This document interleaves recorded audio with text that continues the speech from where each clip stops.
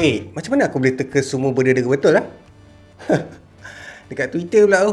Good morning and welcome. We are so pleased that you could join us today. Okay. Hey guys and welcome to the video. So semalam Apple dah buat acara which is event untuk launching these new products and a few other things yang orang mungkin tak tahu. And subscription plan bagi aku macam murah gila-gila. So, aku nak cakap dekat korang patut beli tak Apple Watch Series 6 ni, Apple Watch SE ni, iPad 8 Gen, iPad Air 4 Gen and subscription tu. Aku rasa aku tak cakap pasal subscription.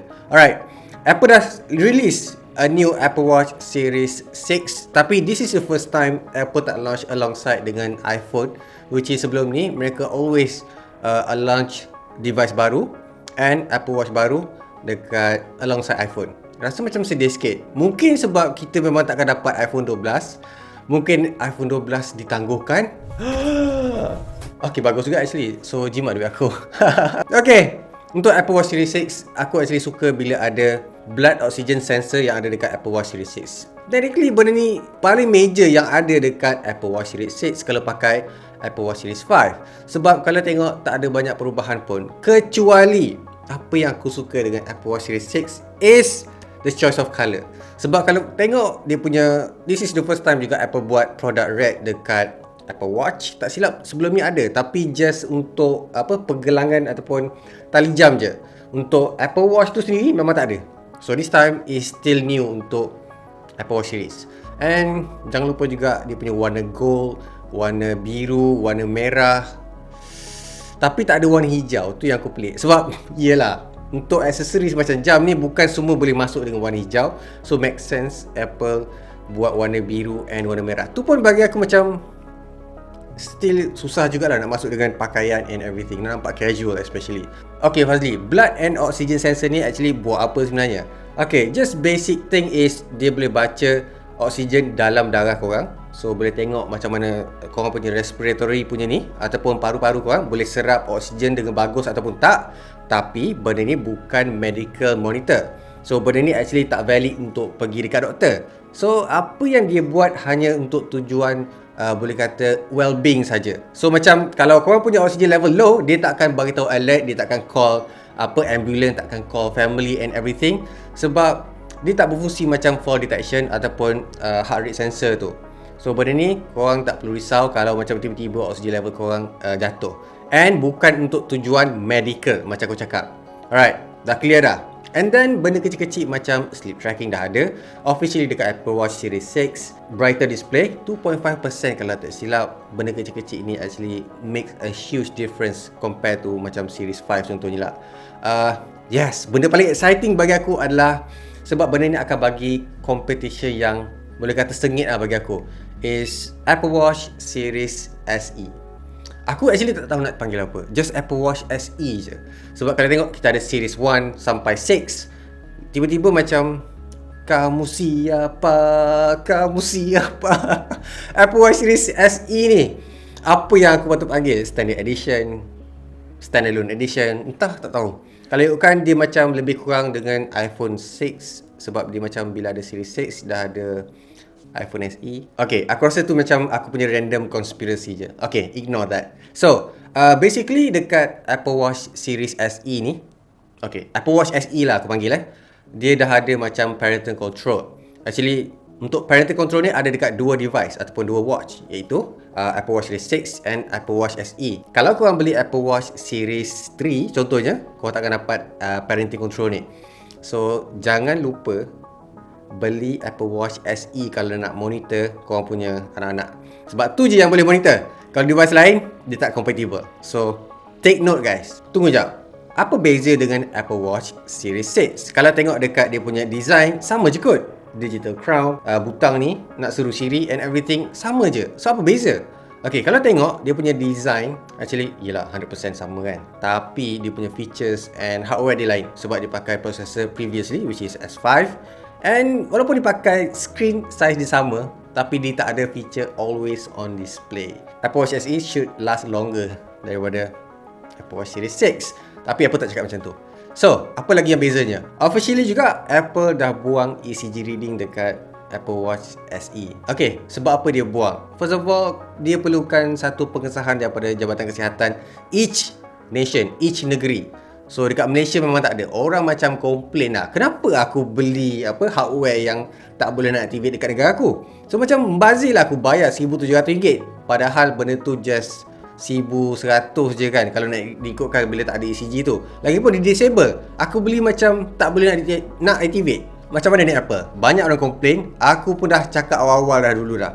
Dekat Twitter ramai dah orang komplain, kenapa aku tak boleh guna feature tu.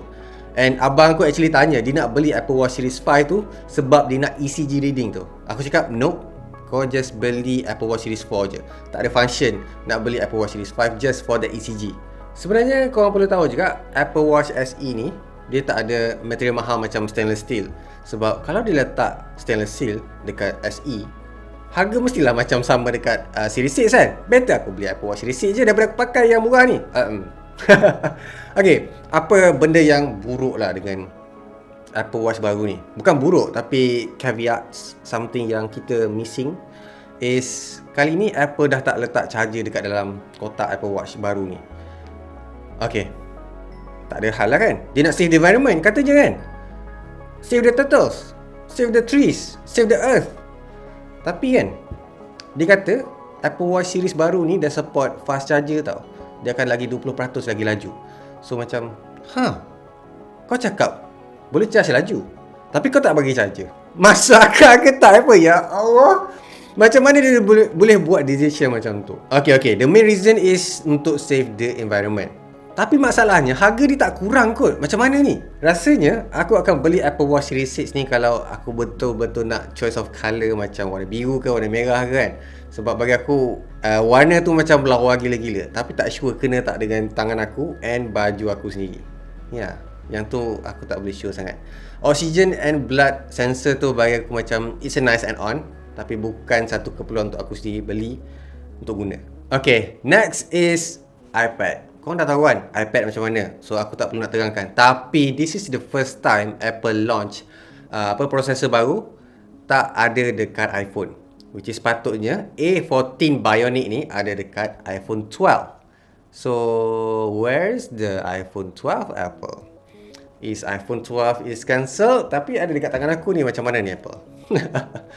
Okay, untuk siri kali ni dia dah announce A14 Bionic sepatutnya lagi laju, grafik lagi best, and dia punya processor lagi efficient. Sebab dia 5nm process. Kalau ikutkan tak ada lagi, which is only Nvidia punya grafik je pakai 5nm.